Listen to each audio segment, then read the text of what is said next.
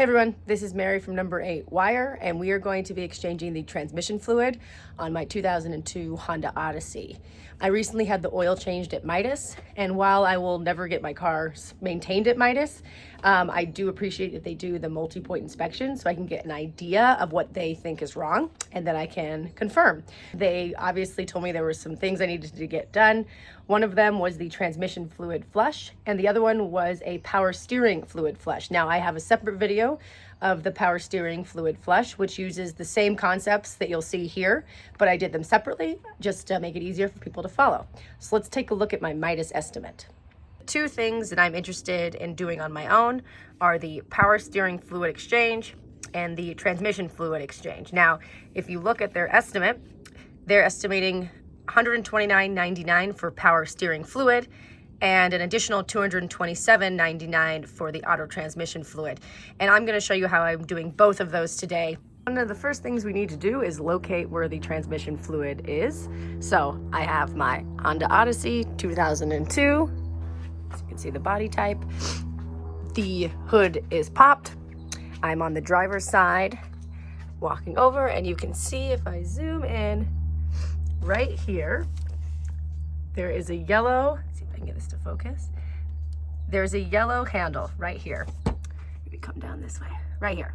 See that? Again, that's on the right side, the driver's side. I'm looking at the driver's side next to the battery. And we're looking for that yellow handle right there.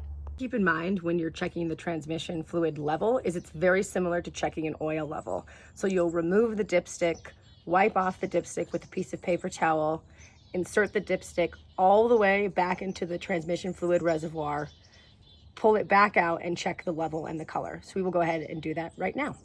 I'm gonna reach in here, pull that out. I'm just gonna wipe it off. You can already tell that it needs to be replaced because it should be bright red, translucent red, and you can see that it's already a little bit brown. So I'm gonna go ahead and clean this off. Clean. Now we're going to put it back in just like we would do with oil.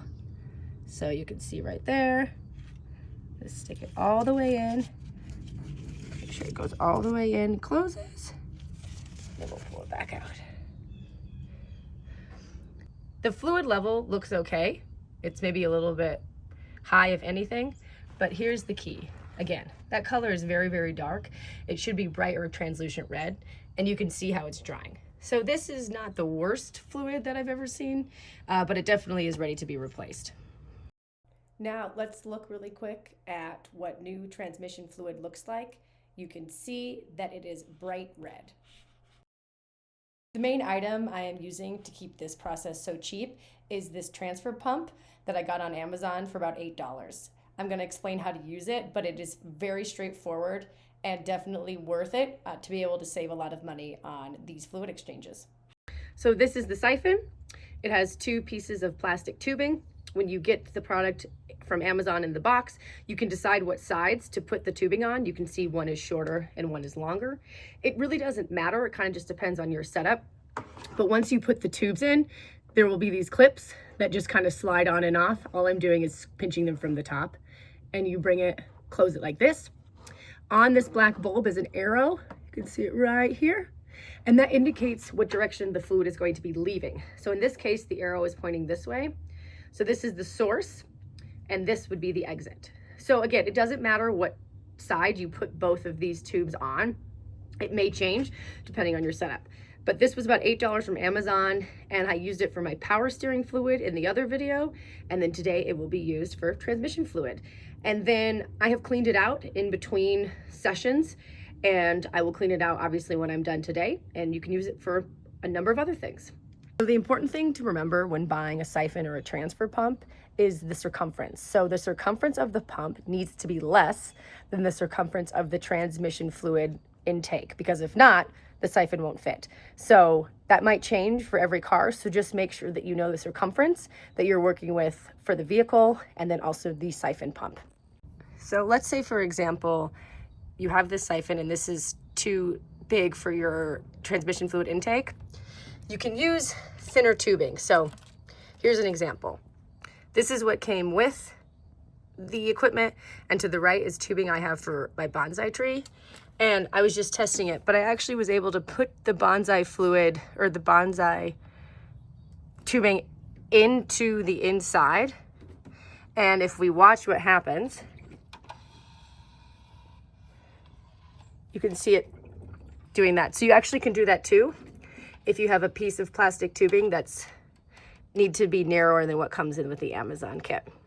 Since I don't know what circumference is for every single model of car, I did find this product on Amazon, which has an assortment of various thicknesses and circumferences of PVC.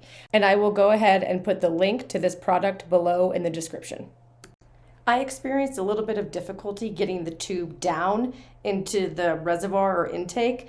If you recall, that's because it's actually slightly spiraled or twisted.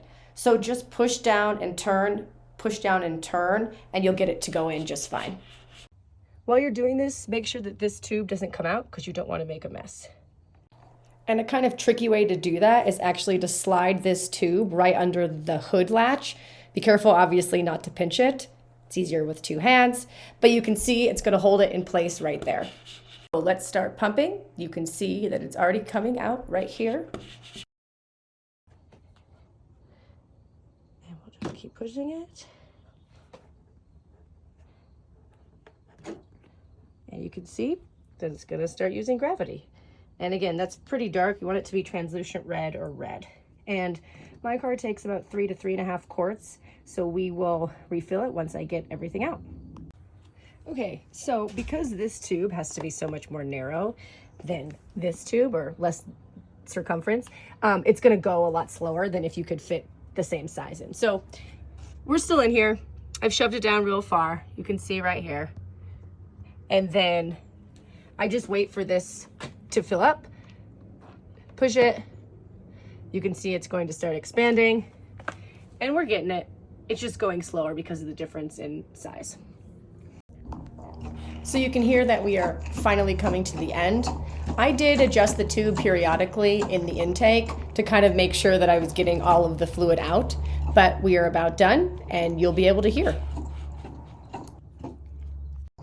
Now I just want to show you, this is my 3.5 quarts of transmission fluid. The volume might look off because I actually had other fluid in there earlier, and I have been using water / a little bit of alcohol to clean out the tubes. So in this case, I'm going to have to flip the tubes when I put the transmission fluid back in, because now the arrow is going to be pointed the wrong direction. So originally we were going to put the smaller circumference into the intake and the larger circumference is out. So now, since we have to switch the arrow and the way that the liquid is being extracted, we have to also switch the tubes around. As I mentioned, I'm going to clean out the tube though before I switch it around. The intake is a cup of water with a little bit of alcohol and soap, and I'm pumping it out into the jug. So it's time to swap the hoses around. So right now the cup is my source because I was cleaning, but the cup is going to be the transmission fluid. So the larger circumference is going to be in the transmission fluid, and the smaller circumference will be in the transmission itself. So the arrow will be flipped the other direction, since the exit will now be the smaller circumference. So we're just going to swap those around. So the hoses have been swapped. The arrow is pointing the right direction. The cup is acting as the transmission fluid reservoir. And the larger circumference tube will go into each bottle of transmission fluid, since it's now the source.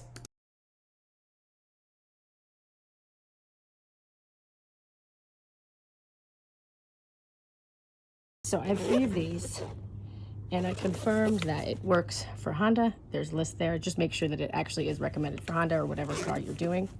And we are going to start with this one and hook it up to that hose. Now, because there's a dipstick, just like there is for oil, I'm going to check it periodically because, again, I can't see in there, and it's recommended between 3 and 3.5 quarts. No, I have 3, and we know there was a tiny bit left in there, so I'm just going to check it periodically. So again, this is all clean, and I'm going to put this down into that same hole, which you can sort of see right there. Okay, I'm ready to start pumping, but again, just double check. This arrow points to where the liquid is going to be leaving, so I'm good to go. You can see it coming up here.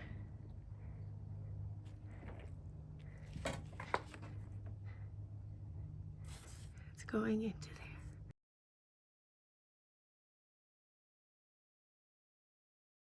We'll just pump that in. You can see it going right in there.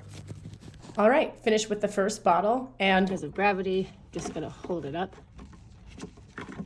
And then I'm just gonna put it in the next one over there. So I finished adding all of my liquid. I'm just using gravity to help get the rest out and through the tube. So remember, the last step, just like we did at the beginning of the video, is to check the level. I've already wiped this off, but make sure that you wipe off the dipstick first, then put it all the way back in and check the fluid level. That's it for today. Thanks for watching number 8 wire. Don't forget to subscribe and like this video.